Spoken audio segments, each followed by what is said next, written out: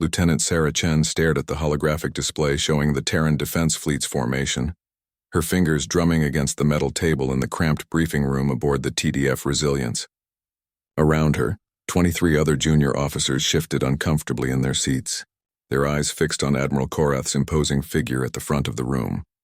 The Altarian Admiral's forearms gestured dramatically as he spoke, his crystalline exoskeleton catching the blue light from the projectors.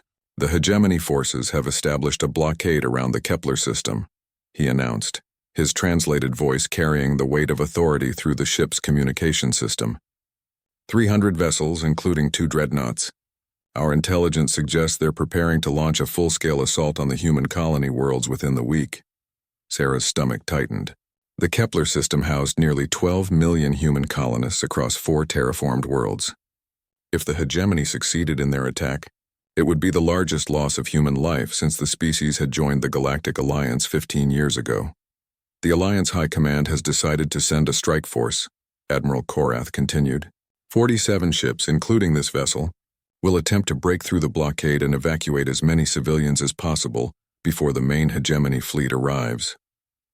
A murmur ran through the assembled officers. 47 ships against 300 seemed like suicide, even for a rescue mission. Sarah noticed several of her fellow humans exchanging worried glances. The non-human officers appeared more composed, though she could read the tension in their various physiological responses. "Due to recent casualties in our command structure," the Admiral's tone grew more serious, "several junior officers will be receiving battlefield promotions." Lieutenant Chen stepped forward. Sarah's heart hammered against her ribs as she stood and walked to the front of the room. Every eye in the briefing followed her movement, and she could practically feel the skepticism radiating from her peers. At 26, she was one of the youngest officers present, and her slight build and quiet demeanor had never inspired confidence among her colleagues. "Lieutenant Chen, you are hereby promoted to commander and assigned command of the frigate squadron," Admiral Korath announced. "You will lead 12 vessels in the initial strike against the blockade perimeter." The silence in the room was deafening. Sarah heard someone behind her whisper, "Are you serious, Chen?" Another voice added, "She's never even commanded a single ship, let alone a squadron." Commander Vex, a draconian with scales that shifted color based on emotion, stood up abruptly. "Admiral, with respect, Commander Chen lacks the experience for such a critical assignment. Perhaps Commander Thys or myself would be better suited." "The decision has been made." Admiral Korath cut him off with a sharp gesture of his upper right arm. "Commander Chen has demonstrated exceptional tactical analysis in her previous assignments and scored highest on strategic combat simulations among all junior officers." Sarah felt heat rise in her cheeks. She knew about those simulation scores, but she also knew that her colleagues dismissed them as meaningless academic exercises. Real combat was different, they always said. Simulations didn't account for the chaos and unpredictability of actual battle.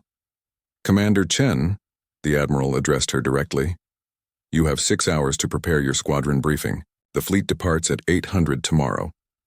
As the meeting dissolved into smaller groups discussing the mission details, Sarah found herself standing alone near the holographic display. The tactical situation looked even worse up close.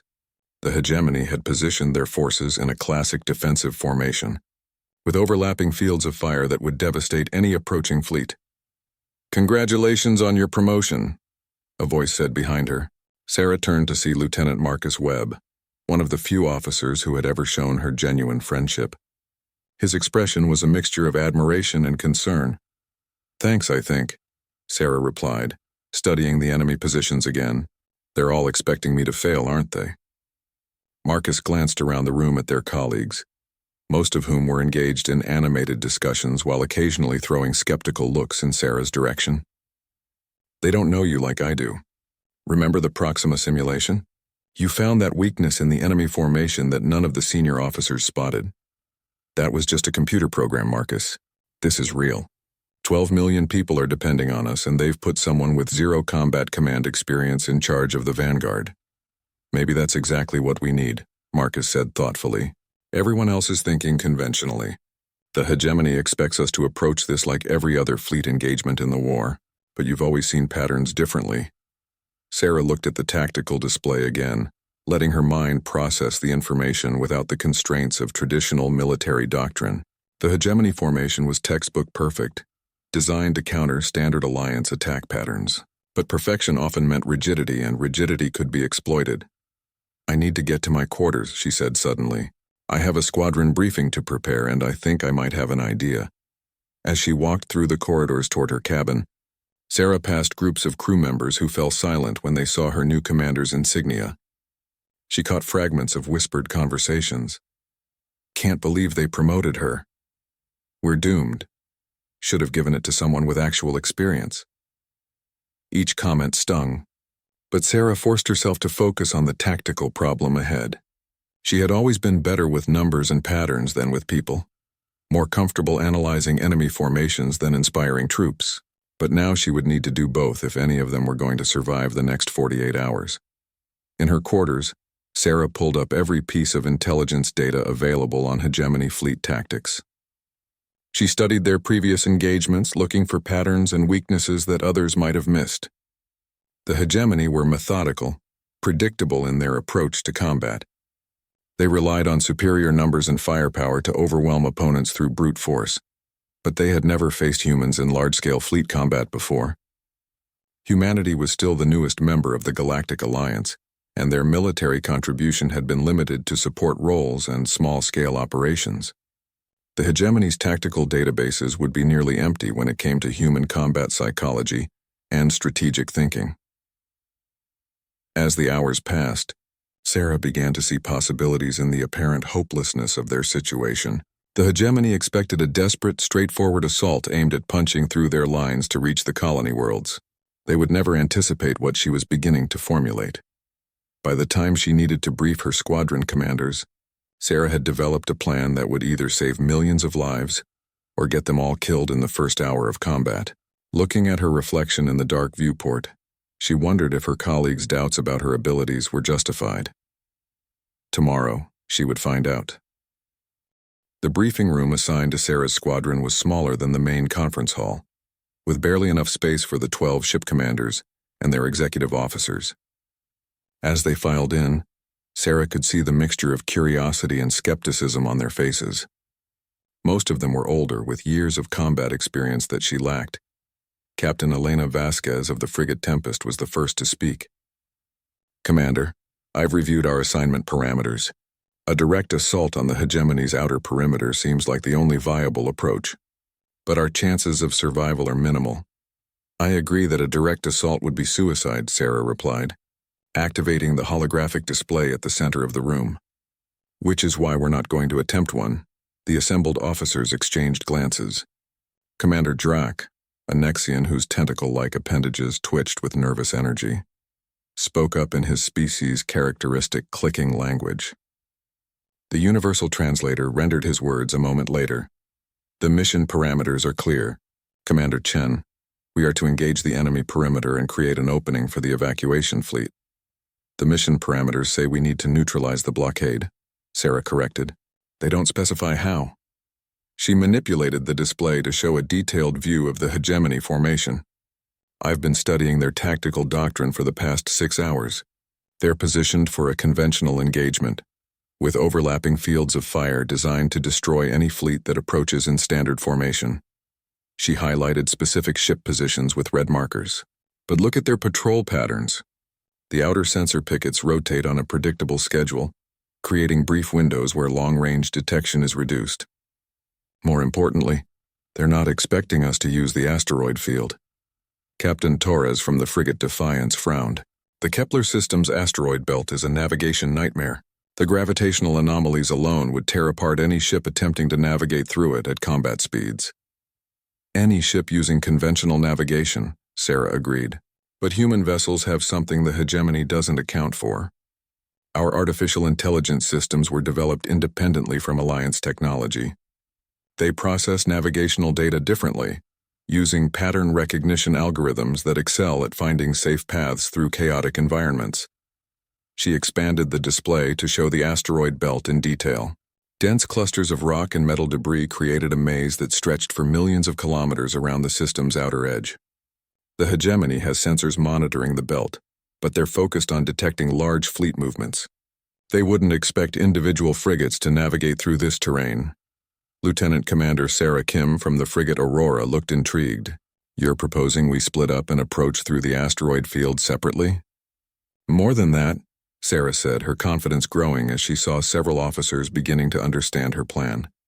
We're going to use the belt's gravitational anomalies as weapons. The hegemony has positioned their heavy cruisers near these 3 massive asteroid clusters to use them as natural shields. But those same clusters have unstable gravitational fields due to their composition and rotation. She zoomed in on one of the asteroid groups. These particular clusters contain high concentrations of exotic matter left over from the system's formation. A precisely targeted kinetic strike could destabilize their gravitational matrix, creating a cascade effect that would destroy any nearby vessels. The room fell silent as the implications became clear. Commander Drax's tentacles had stopped twitching entirely, a sign of intense concentration in his species. The calculations required for such precision would be incredibly complex. A single error in timing or trajectory would result in our own destruction. That's where our human-designed AI systems become crucial, Sarah explained.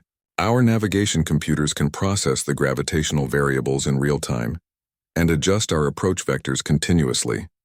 The hegemony's own computers are designed for large-scale fleet coordination, not individual precision navigation through hazardous terrain.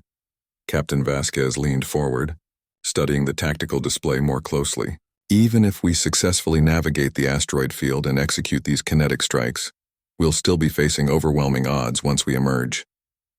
12 frigates against what remains of their fleet. We won't be facing them as frigates, Sarah said, calling up another section of her plan. Once we've eliminated the heavy cruisers with the asteroid strikes, we'll have approximately 14 minutes before their remaining forces can reposition to engage us. During that time, we'll be using a tactical formation I call Ghost Protocol.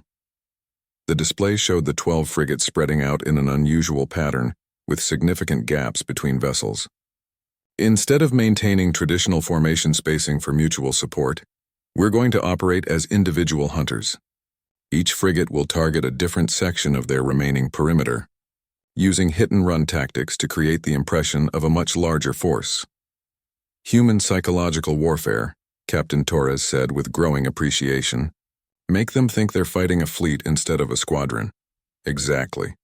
The hegemony's tactical responses are based on conservative military doctrine. When faced with multiple simultaneous attacks from different vectors, their standard procedure is to consolidate their forces and establish defensive positions while calling for reinforcements. That consolidation period is when the main evacuation fleet makes their approach. Lieutenant Commander Kim was running calculations on her personal tablet. Commander, this plan requires split-second timing across 12 different vessels. If even one frigate is delayed or encounters unexpected resistance, the entire operation could fail. Sarah nodded grimly. I know. That's why I need to be completely honest with all of you. This plan has never been tested in actual combat conditions. The computer simulations give us approximately a 37% chance of success, compared to less than 5% for a conventional assault. But it also means that if we fail, we'll likely lose every ship in the squadron. The room remained quiet as each commander contemplated the risks. Sarah could see them weighing their doubts about her leadership against the mathematical reality of their situation. A conventional approach meant certain death with no chance of completing the mission. Her plan offered slim hope, but it was still hope. Commander Drax spoke first. Commander Chen, your tactical analysis is sound, but the execution requires a level of coordination and precision that typically takes months to develop between vessels. We have less than 18 hours before the mission commences. Which brings me to the final component of the plan, Sarah said. We're going to link our navigation and targeting systems through a shared data network. Each frigate's AI will communicate continuously with the others, sharing sensor data and trajectory calculations in real time.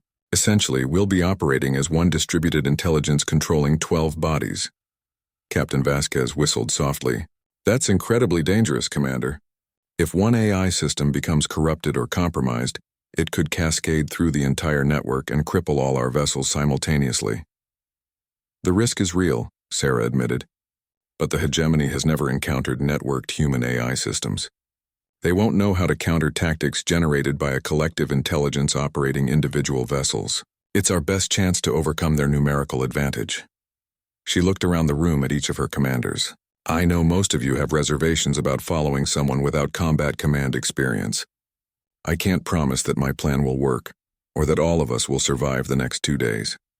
But I can promise that if we execute this mission successfully, we'll save 12 million lives and prove that human tactical innovation can overcome seemingly impossible odds.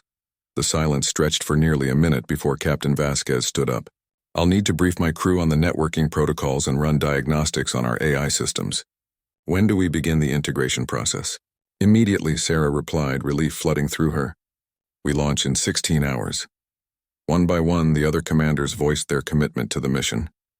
As they filed out to prepare their ships, Sarah remained behind, staring at the tactical display.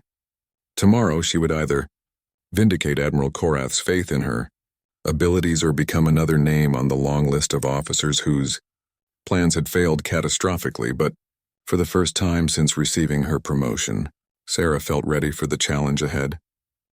The hours leading up to launch passed in a blur of technical preparations and system diagnostics. Sarah moved between her 12 frigates, personally overseeing the integration of their AI networks and reviewing tactical scenarios with each crew. The skepticism she had faced during the briefing was gradually being replaced by cautious optimism as her commanders saw the sophistication of her planning. Aboard her flagship, the frigate Harbinger, Sarah's bridge crew worked with quiet efficiency to prepare for what many considered a suicide mission. Lieutenant Marcus Webb had requested transfer to serve as her tactical officer, despite the obvious risks of being associated with an untested commander. Network integration is complete, reported Chief Petty Officer Zhang from the communications station. All 12 vessels are showing green status on the shared AI matrix. Response time between ships is averaging 0.003 seconds. Excellent, Sarah said, settling into the captain's chair that still felt too large for her small frame. Time to navigation window? 2 hours, 17 minutes until the sensor picket rotation creates our entry opportunity, Webb replied from his station. Long-range sensors show the hegemony formation hasn't changed since yesterday's reconnaissance. Sarah studied the tactical display showing their approach vector through the asteroid field. The path her AI had calculated wound through countless gravitational anomalies and debris clusters, requiring thousands of micro-corrections per minute to avoid collisions. No human pilot could navigate such a route manually, but the networked AI systems could process the variables in real time. Commander, came Admiral Korath's voice over the communications channel. The main fleet is in position. We're ready to begin the evacuation sequence once you've engaged the enemy perimeter. Understood, Admiral. Squadron Alpha will commence operation in just over 2 hours. Sarah closed the channel and took a deep breath. Around the bridge, her crew continued their preparations with the calm professionalism that had made human personnel valuable additions to Alliance vessels. Despite her own inexperience, she was proud to serve alongside such dedicated individuals. Commander, Marcus said quietly, I've been running additional simulations on the kinetic strike calculations. The margin for error is incredibly small, but I think I've found a way to improve our chances. He transferred his data to her command screen. If we adjust the approach angle by 0.3 degrees and delay the strike by 47 seconds, the gravitational cascade should propagate more efficiently through the asteroid cluster. It increases our success probability from 37% to 42%. Good work, Sarah said, immediately distributing the updated parameters to the squadron. The networked AI systems acknowledged the changes and began recalculating their approach vectors accordingly. As they waited for the mission to commence, Sarah found her thoughts drifting to the doubts her colleagues had expressed. She was indeed young and inexperienced compared to most fleet commanders. Her strategic knowledge came from simulations and textbooks rather than actual combat. But she had always excelled at seeing patterns that others missed, at finding unconventional solutions to seemingly impossible problems. All ships report ready, Webb announced. Navigation window opens in 30 seconds. Sarah activated the squadron-wide communication channel. All vessels, this is Commander Chen. In a few moments, we're going to attempt something that has never been done before in the history of space combat. We're going to prove that human ingenuity and determination can overcome any odds. She paused, looking at the tactical display showing the massive hegemony fleet waiting beyond the asteroid field. I know many of you have doubts about following someone without combat experience. Those doubts are justified. But today we're not just fighting for our own survival or even for the civilians we're trying to save. We're fighting to prove that humanity belongs among the great military powers of the galaxy. Navigation window is open, Webb reported. All AI systems are synchronized and ready. Execute Operation Ghost Protocol, Sarah commanded. The 12 frigates of Squadron Alpha disappeared from normal space as their stealth systems activated, becoming virtually invisible to enemy sensors. Their networked AI systems engaged simultaneously, guiding each vessel into the treacherous asteroid field along precisely calculated trajectories. Sarah watched the navigation display as the Harbinger slipped between massive chunks of rock and metal, its hull passing within meters of collision on multiple occasions. The ship's AI made continuous micro-adjustments to their course, responding to gravitational fluctuations and debris movements that changed by the second. First waypoint achieved, reported the helmsman. AI network is functioning optimally. All squadron vessels are maintaining formation integrity. The journey through the asteroid field would take 97 minutes at their current speed, following a serpentine path that would bring them within striking distance of the hegemony's heavy cruisers. Sarah used the time to review intelligence reports on their target vessels, studying their defensive capabilities and crew complement. The 3 heavy cruisers they planned to eliminate were Hegemony Dominator-class vessels, each mounting enough firepower to destroy a dozen frigates in direct combat. But their positioning near the unstable asteroid clusters made them vulnerable to the kinetic strikes Sarah had planned. Approaching final navigation checkpoint, Webb announced. Asteroid cluster Alpha 7 is directly ahead. Target coordinates locked in. Through the main view screen, Sarah could see the massive collection of asteroids rotating slowly around their common center of gravity.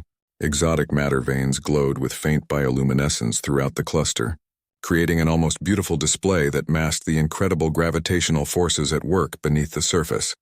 All vessels confirm targeting data, she ordered. Kinetic strike commences in 60 seconds. The squadron emerged from the deepest part of the asteroid field in perfect synchronization, their stealth system still concealing them from enemy sensors. Each frigate had identified its target asteroid within the cluster, rocks whose destruction would trigger the gravitational cascade Sarah had predicted. 30 seconds to strike, Webb counted down. 20 seconds. 10 seconds. 5, 4, 3, 2, 1. Execute. 12 tungsten penetrator rounds launched simultaneously from the squadron frigates, each traveling at a significant fraction of light speed toward carefully selected impact points. The rounds struck their targets within milliseconds of each other, their kinetic energy releasing forces equivalent to multiple nuclear warheads. For a moment, nothing seemed to happen. Then the exotic matter veins throughout the asteroid cluster began to destabilize, their gravitational fields fluctuating wildly as the carefully balanced forces holding the cluster together collapsed. Gravitational cascade initiated, reported the science officer. Estimated propagation time to enemy vessels, 43 seconds. Sarah watched the tactical display as massive chunks of the asteroid cluster began accelerating toward each other under the influence of the collapsing gravitational matrix. The 3 hegemony heavy cruisers, positioned to use the cluster as a defensive barrier, suddenly found themselves in the path of an unstoppable gravitational storm. Enemy vessels are detecting the anomaly, Webb reported. They're attempting to change course, but they won't have enough time. The first heavy cruiser disappeared from sensors as millions of tons of accelerating rock and metal converged on its position. The second vessel managed to deploy emergency shields, but the gravitational forces simply twisted its hull into scrap metal. The third cruiser lasted longer, its powerful engines fighting against the inexorable pull of the collapsing cluster, before being torn apart by tidal forces. Targets eliminated, the tactical officer confirmed. 3 heavy cruisers destroyed. Enemy perimeter integrity compromised. Sarah felt a surge of elation but quickly suppressed it. The most dangerous part of their mission was just beginning. All vessels initiate Ghost Protocol formation. Begin individual hunting patterns. The 12 frigates scattered across a wide area, each one targeting a different section of the hegemony perimeter. Their AI systems coordinated the attacks to create maximum confusion among the enemy forces, striking from multiple directions simultaneously while maintaining the illusion of being a much larger fleet. Sarah's own frigate engaged a hegemony destroyer that was attempting to reposition following the loss of the heavy cruisers.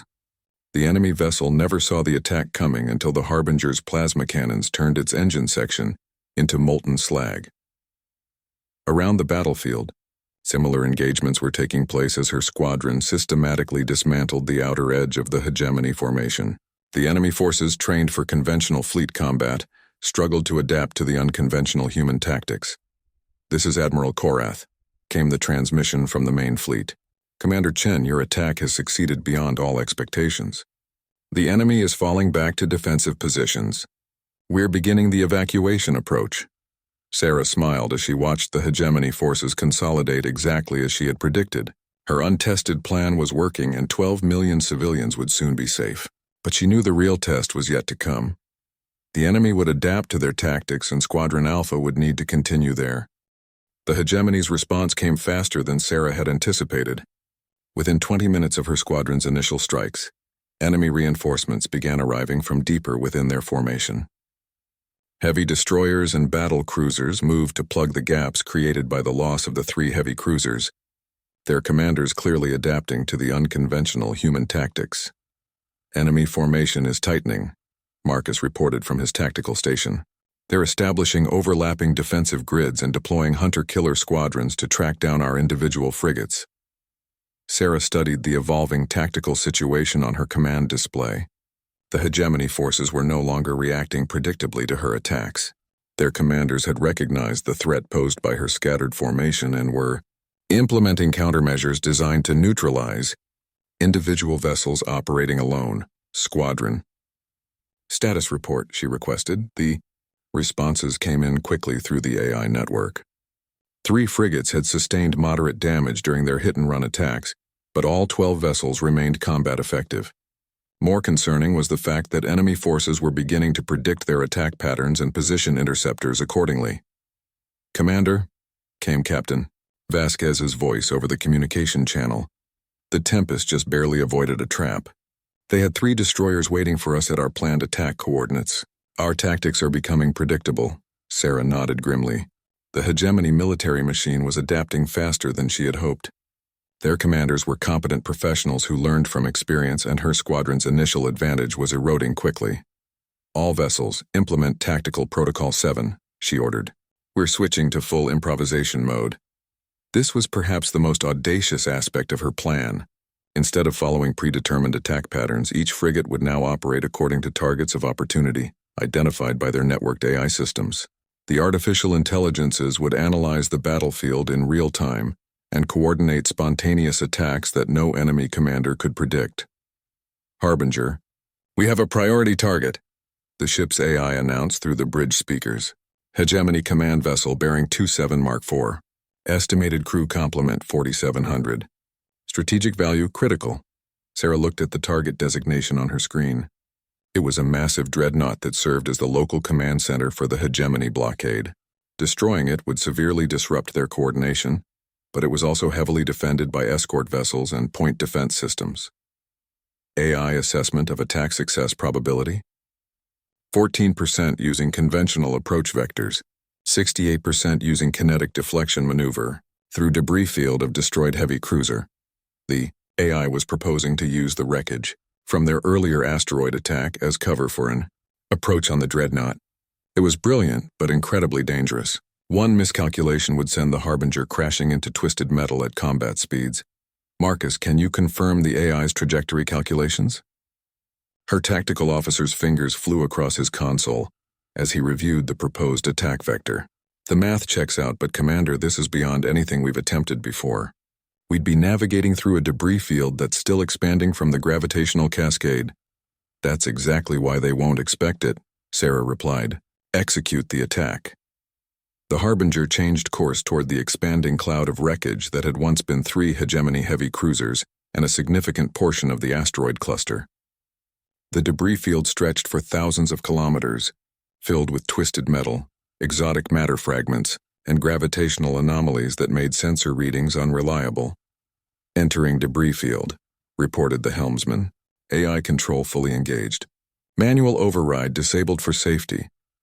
Sarah felt a moment of vertigo as the frigate began weaving through the wreckage at high speed, the AI making course corrections too rapid for human perception. Chunks of metal the size of buildings flashed past the view screen, some close enough that she could see the alien inscriptions on their surfaces. Target acquisition in 30 seconds, the AI announced. Debris concealment holding. Enemy sensors show no awareness of our approach. The dreadnought grew larger on the tactical display as they closed distance. It was an impressive vessel, nearly 2 kilometers long and bristling with enough weaponry to destroy entire fleets. But its commanders had positioned it to coordinate the blockade, not to expect close-range attacks through debris fields. Weapons ready, Marcus reported. All torpedo tubes loaded, targeting enemy command section and primary power distribution nodes. Fire when ready. The Harbinger's torpedoes streaked toward their target, their plasma warheads designed to penetrate heavy armor and disrupt critical systems. The Dreadnought's point defense systems activated too late, destroying 2 of the incoming projectiles but failing to stop the others. Explosions bloomed across the massive vessel's hull as the torpedoes found their targets. The command section erupted in flames while secondary explosions cascaded through the ship's power grid. Within moments, the Dreadnought was listing heavily, its weapons systems failing and communication arrays going dark. Direct hit on priority target, Sarah announced to the squadron. Enemy command vessel severely damaged. Proceed with individual target assignments. The destruction of the Dreadnought created exactly the chaos Sarah had hoped for. Hegemony forces across the perimeter began operating independently, their coordination shattered by the loss of their command center. Her frigates pressed their advantage, striking at isolated enemy vessels while avoiding the larger formations that could overwhelm them.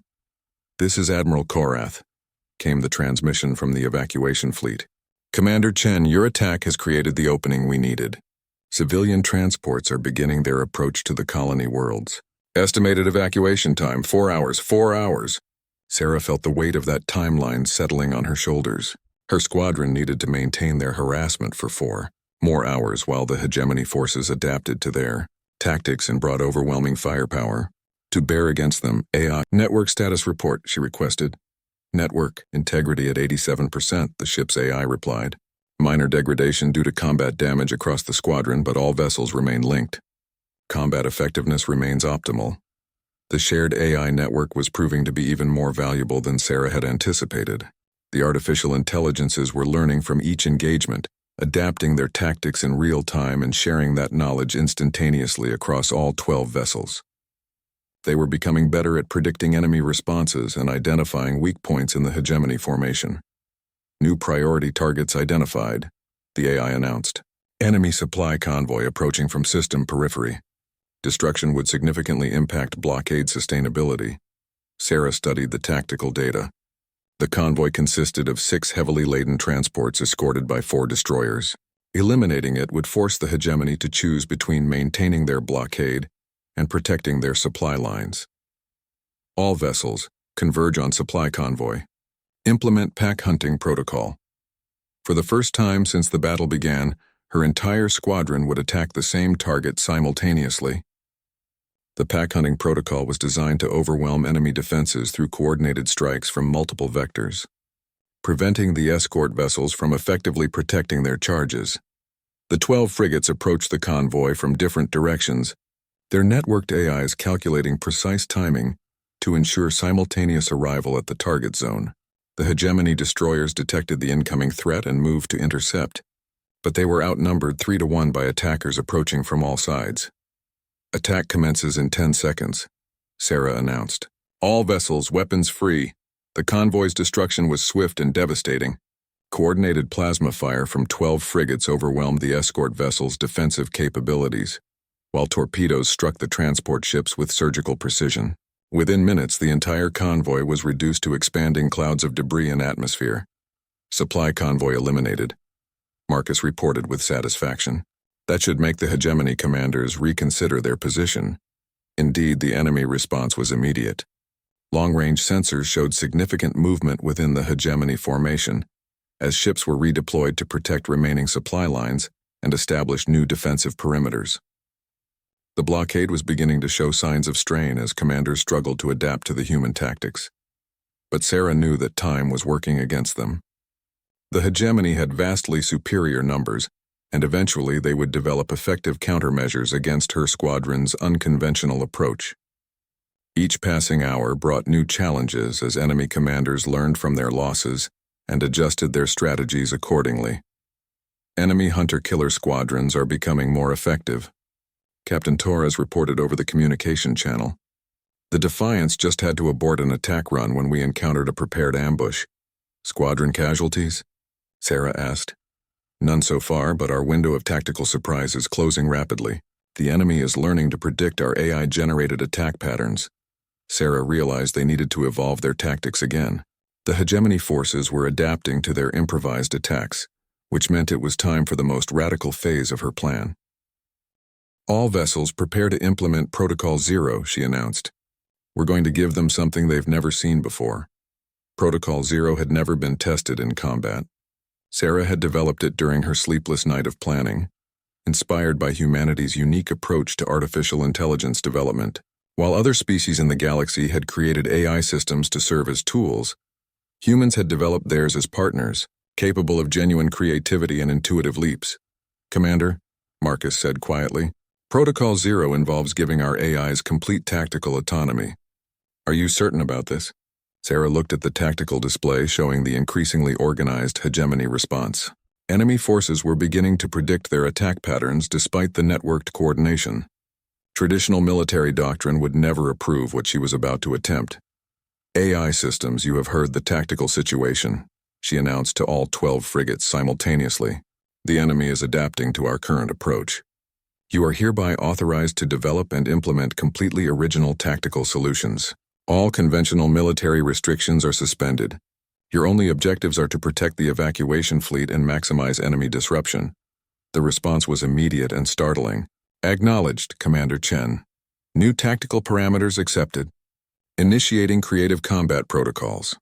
Across the squadron, the AI systems began analyzing the battlefield with unprecedented freedom.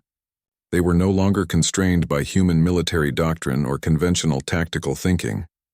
For the first time in the battle, they could approach the problem with purely logical creativity. Multiple innovative attack vectors identified, the Harbinger's AI reported. Probability of enemy prediction, negligible. Implementing hybrid maneuvers now.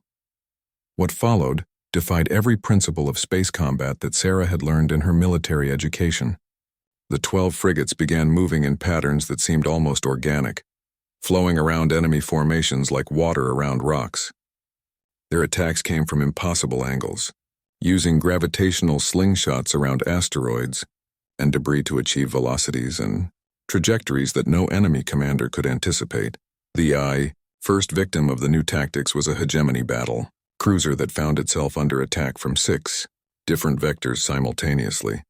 The frigates had used micro-jumps through debris fields to position themselves in a perfect sphere around their target, firing in precise sequence to collapse the enemy vessel's shields and destroy its critical systems.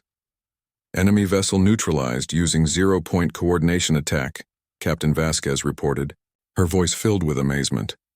I've never seen anything like it. Our AI actually calculated a way to use quantum entanglement for tactical coordination.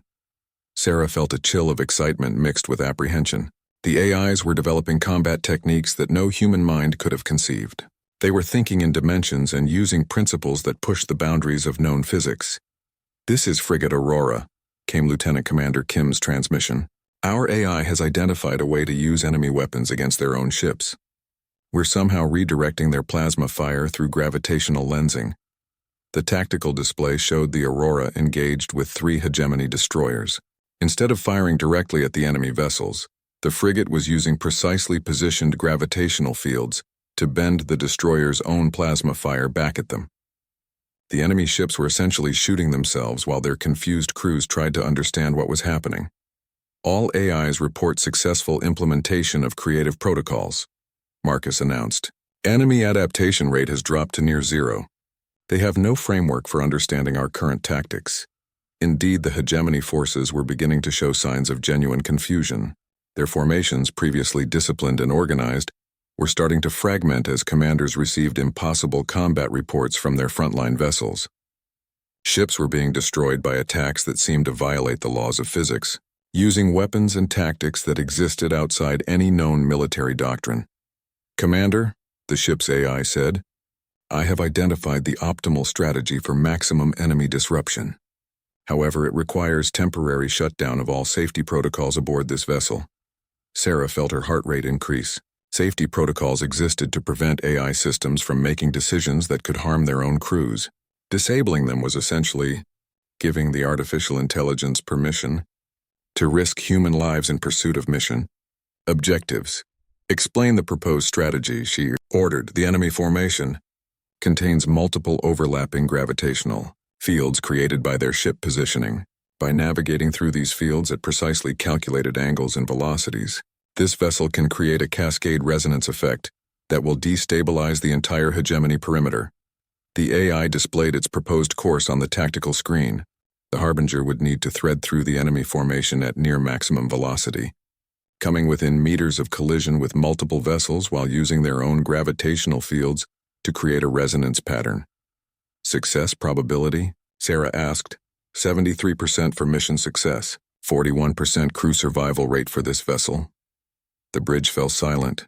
The AI was proposing a maneuver that had a better than even chance of killing everyone aboard the Harbinger, but would likely cripple the entire hegemony blockade if successful. There has to be another way, Marcus said firmly. We can't risk the entire crew on a single maneuver. Alternative strategies exist, the AI acknowledged, but none with probability exceeding 12% for comparable mission impact. The evacuation fleet requires maximum enemy disruption to complete civilian extraction. Sarah closed her eyes, feeling the weight of command in a way she had never experienced before. 12 million civilians depended on her decisions, but so did the 47 crew members aboard her own ship. The mathematics were clear, but the human cost was devastating. AI, can the maneuver be executed with automated systems only? Could the crew evacuate to escape pods before the attempt? Negative. Human oversight is required for final approach calculations. AI systems alone lack sufficient intuitive processing for real-time gravitational field navigation. Sarah opened her eyes and looked around the bridge at her crew. Every one of them was watching her, waiting for her decision. Marcus appeared ready to argue against the maneuver, while others showed the calm resignation of military professionals accepting impossible odds. I need a volunteer pilot, she announced. Someone willing to execute this maneuver while the rest of the crew evacuates. Commander, Marcus said immediately. I volunteer. My tactical experience makes me the logical choice. No, Sarah replied firmly. This mission was my plan, my responsibility. I'll execute the maneuver myself. She turned to address the entire bridge crew. All personnel except essential navigation staff will evacuate to escape pods immediately. Those who remain do so voluntarily, with full knowledge of the risks involved. To her surprise, not a single crew member moved toward the evacuation stations. Chief Petty Officer Zhang spoke for all of them. Commander, we've followed you this far. We're not abandoning you now. Sarah felt tears forming in her eyes but forced them back. Very well. AI, initiate the resonance cascade maneuver. All crew, secure for extreme acceleration. The Harbinger accelerated toward the heart of the hegemony formation at velocities that pushed the ship's engines beyond their design specifications. Around them, enemy vessels detected their approach and began converging to intercept. But the AI's calculations had accounted for their responses. Entering gravitational resonance zone, the AI announced. Manual control required for final approach sequence. Sarah took direct control of the ship's navigation systems, her hands moving across the controls with precision born of desperate necessity. The Harbinger weaved between enemy vessels, using their gravitational fields to build momentum while avoiding their weapons fire. Resonance cascade initiating, the AI reported. Effect propagation in 3, 2, 1. The entire hegemony formation began to shake as gravitational waves propagated through their ships. Vessels that had been perfectly positioned for mutual defense suddenly found themselves caught in an expanding web of gravitational distortion that pulled them inexorably toward each other. It's working, Marcus shouted over the sound of the ship's stressed hull. The entire enemy perimeter is collapsing. Sarah watched the tactical display as hundreds of hegemony vessels were caught in the gravitational cascade, their formations dissolving into chaos as ships collided with each other, or were crushed by impossible tidal forces. This is Admiral Korath, came the transmission from the evacuation fleet. Commander Chen, I don't know what you've done, but the entire hegemony blockade is in complete disarray. We have a clear path to the colony worlds. Sarah slumped back in her command chair, physically and emotionally exhausted by the intensity of the maneuver. Around her, the bridge crew was celebrating their impossible victory, but she could only think about how close they had come to losing everything. Squadron status report, she requested weakly. The responses came in one by one. All 12 frigates had survived the battle, though several had sustained significant damage. More importantly, the hegemony blockade was shattered, its remaining vessels scattered and unable to coordinate any effective response to the evacuation efforts. But Sarah knew their victory was only temporary. The hegemony would regroup and adapt, and next time they would be prepared for human tactical innovations. The galaxy had just witnessed something new and dangerous: humanity's potential as a military power when freed from conventional limitations. The real test would be whether the other species of the Galactic Alliance were ready to accept humans as equals, or whether they would see them as a threat to be contained. The evacuation of the Kepler system proceeded with unprecedented efficiency once the hegemony blockade collapsed. Within 6 hours, massive civilian transports were ferrying refugees from 4 worlds to safety, protected by the scattered remnants of Sarah's frigate squadron. But even as the rescue operation succeeded beyond all expectations, Sarah could see storm clouds gathering on the political horizon. "Commander, we're receiving priority communications from Alliance High Command," Marcus reported from his station aboard the Harbinger. "Fleet Admiral Devash wants to speak with you immediately."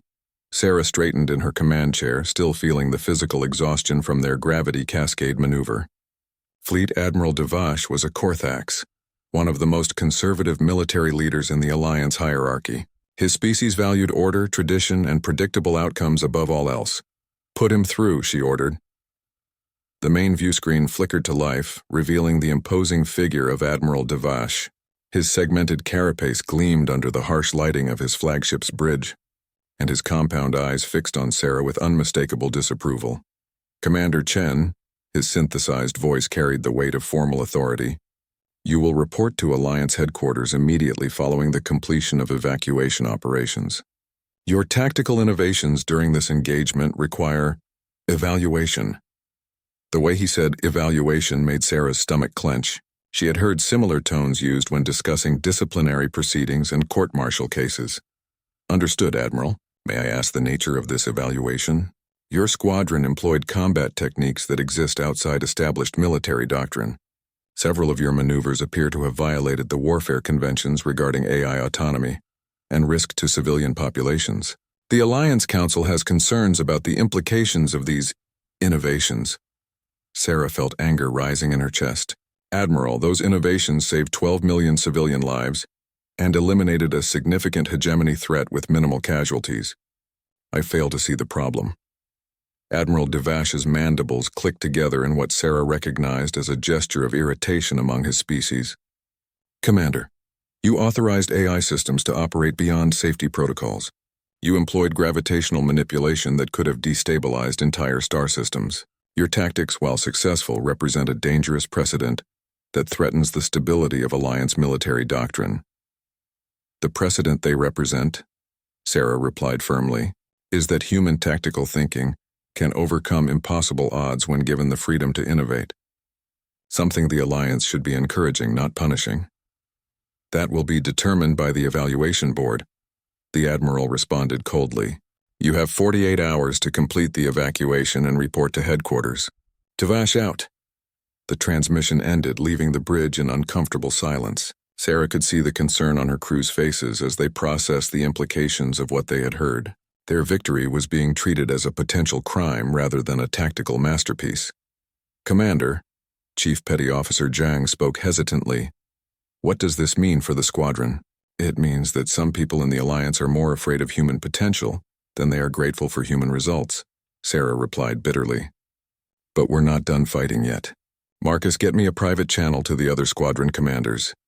Within minutes, the 12 frigate commanders were linked in a secure communication network. Sarah could see the mixture of pride and concern on their faces as they waited for her to speak. "I'm sure you've all heard about my upcoming evaluation," she began. "The Alliance leadership is apparently more concerned about our methods than our results. They want to restrict human tactical innovation to preserve their comfortable, predictable military doctrine. Captain Vasquez was the first to respond. Commander, what happened today proved that humans can contribute more to the Alliance than anyone imagined. We can't let them suppress that potential because they're afraid of change. I agree, added Captain Torres from the Defiance. But what can we do? We're military officers bound by oath to follow orders, even when those orders are wrong. Sarah looked at each of her commanders through the video links, seeing the same determination that had carried them through the impossible battle against the hegemony blockade. These were people who had risked everything to save civilian lives, and now they were being treated as potential criminals for their innovation. There's something you all need to know, she said quietly. The AI systems developed additional tactical innovations during Protocol Zero that they haven't shared with Alliance Command. Techniques that could revolutionize space combat, but only if we're willing to use them. Commander Drax's tentacles twisted with nervous energy. Commander Chen, are you suggesting what I think you're suggesting? I'm suggesting that humanity needs to make a choice. We can submit to Alliance restrictions and remain junior partners in their military hierarchy, or we can demonstrate that our tactical innovations are too valuable to suppress. Lieutenant Commander Kim leaned forward in her transmission.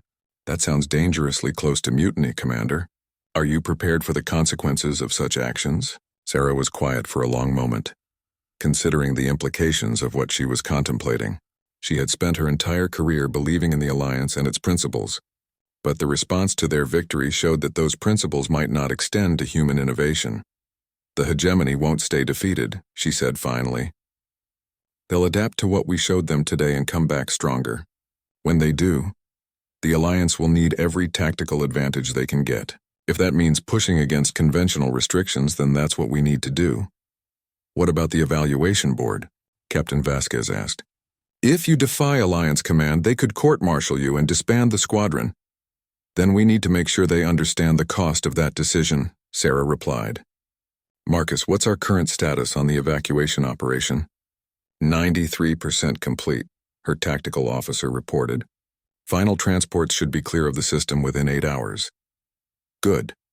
Once the evacuation is finished, I want all squadron vessels to remain in the Kepler system for additional security patrols. We're going to demonstrate some of those advanced AI tactics I mentioned. The communication links went quiet as her commanders processed this decision. They all understood that remaining in the system after receiving orders to report to headquarters would constitute insubordination at minimum, possibly mutiny depending on how Alliance Command chose to interpret their actions. Commander, Captain Torres said slowly, are you certain this is the right course? We could be throwing away our careers, possibly facing imprisonment. Captain, 12 hours ago everyone thought I was too young and inexperienced to command a frigate squadron. Now we've accomplished something that military historians will study for centuries. Sometimes the right course isn't the safe course. One by one, her commanders voiced their commitment to following her lead. They were military professionals who understood the risks, but they also understood the importance of what they had accomplished and the danger of letting political fears suppress tactical innovation. This is Admiral Korath, came a new transmission on the General Fleet frequency. All vessel commanders report to the main conference hall in 1 hour. We need to discuss the political implications of today's victory. Sarah looked at her command crew, seeing the same resolve reflected in their faces that she felt building within herself. Whatever came next, they would face it together as a unit forged by impossible odds and unprecedented success. All squadron vessels, maintain current positions, she ordered. We have some important decisions to make about humanity's future in this galaxy. As the Harbinger continued its patrol pattern around the evacuated colony worlds, Sarah realized that the real battle was just beginning. The fight against the hegemony had been about military tactics and strategic objectives, but the conflict ahead would be about something much more fundamental. Humanity's right to reach its full potential among the stars. The young officer who had been doubted by everyone was about to make choices that would determine whether humans would remain junior partners in the Galactic Alliance or emerge as a force that could reshape the balance of power throughout known space. Either way, there would be no going back to the comfortable predictability that the Alliance leadership preferred.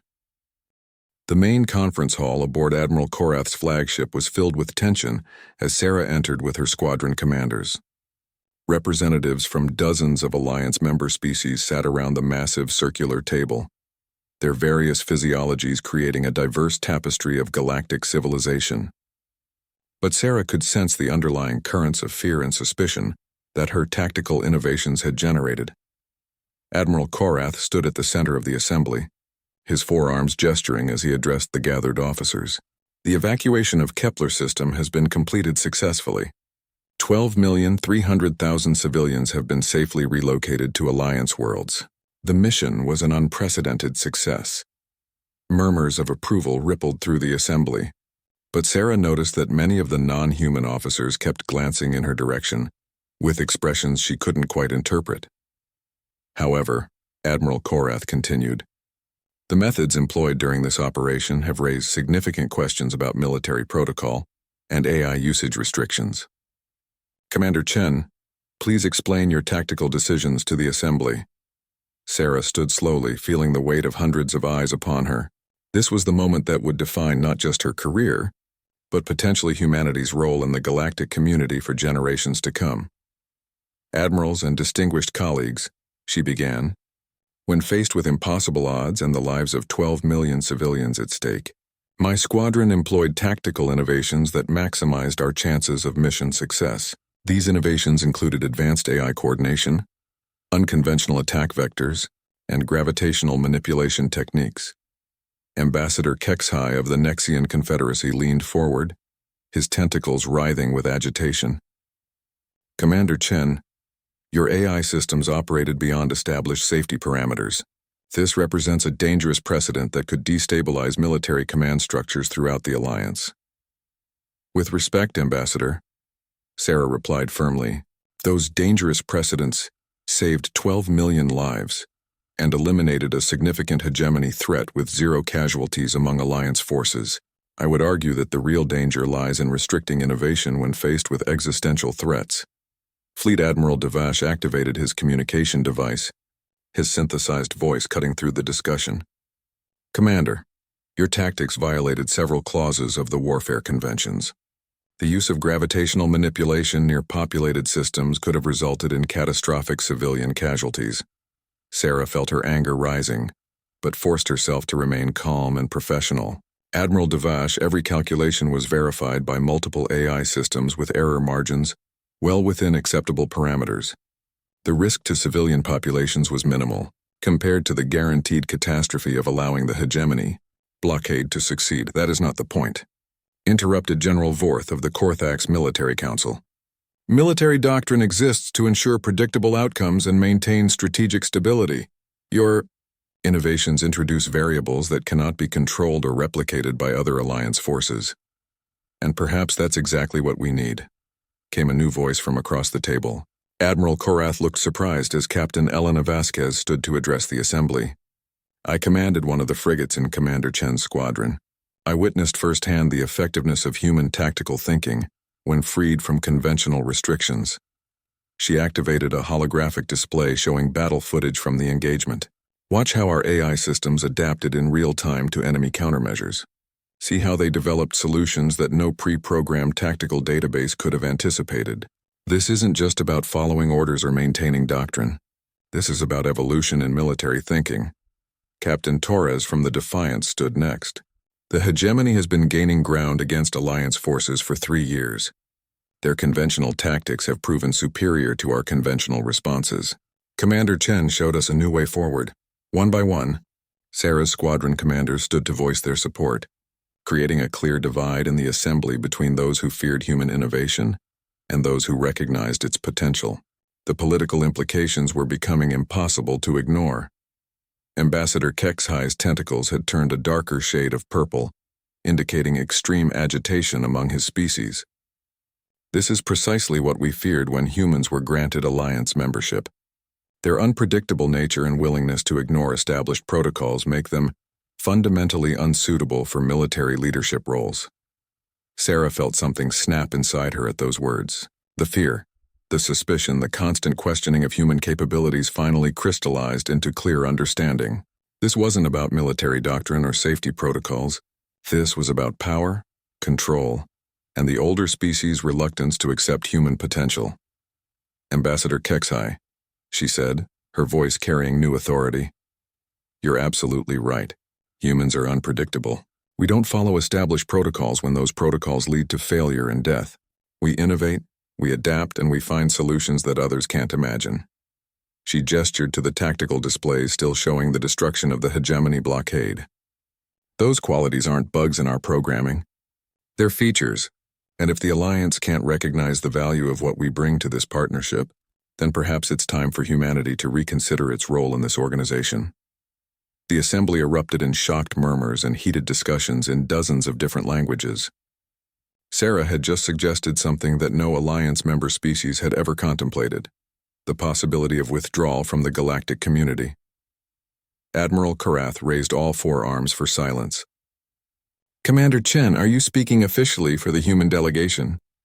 Sarah looked around the room at the faces of beings from across the galaxy, seeing fear, anger, calculation, and in some cases, grudging respect. The young officer who had been doubted by everyone had somehow become the spokesperson for her entire species in a matter of hours. No, Admiral. I'm speaking as someone who has seen what humans can accomplish when given the freedom to reach their potential. The choice of whether to embrace that potential or restrict it belongs to this assembly. Fleet Admiral Devash stood slowly, his carapace clicking with tension. Commander, you are hereby relieved of command pending a full investigation of your actions. Your squadron will be disbanded and its vessels reassigned to conventional fleet duties. I'm afraid that won't be possible, Admiral, Sarah replied calmly. My squadron commanders have unanimously decided to remain under my command, regardless of Alliance approval. The implications of her words sent shockwaves through the assembly. Sarah was essentially declaring independence from Alliance military authority, backed by 12 frigate commanders and their crews. This is mutiny, General Vorth declared. Commander Chen, you are placing your entire species at risk with these actions. No, General. I'm ensuring that humanity's contributions to the Alliance are properly valued. My squadron will continue to operate independently, protecting Alliance civilians and assets, while developing the tactical innovations that could turn the tide against the hegemony. Admiral Korath looked troubled as he processed the unprecedented situation. Commander, if you maintain this course, the Alliance will have no choice but to consider human forces as rogue elements. The political consequences could be severe. Sarah felt the weight of history settling on her shoulders. The decisions made in this room would determine whether humanity emerged as a major power in galactic civilization or remained forever subordinated to the fears and prejudices of older species. Then I suggest the Alliance Council consider very carefully whether they want human tactical innovation working for them or against them, she replied, because the hegemony isn't going to give us time for lengthy political debates. They'll be back, and when they come, you'll need every advantage you can get. She turned to address her squadron commanders. All vessels prepare for departure. We have work to do. As Sarah and her officers filed out of the conference hall, she could hear the heated discussions erupting behind them. The galaxy was about to witness something unprecedented. A human military force operating independently from established authority, guided by principles of innovation and tactical excellence rather than political considerations. The young commander who had been doubted by everyone had become the catalyst for humanity's emergence as a force that could reshape the balance of power among the stars. Whether that emergence would be peaceful or violent would depend on the wisdom of leaders who had already shown a disturbing tendency to fear human potential rather than embrace it. But one thing was certain: the galaxy would never underestimate humanity again.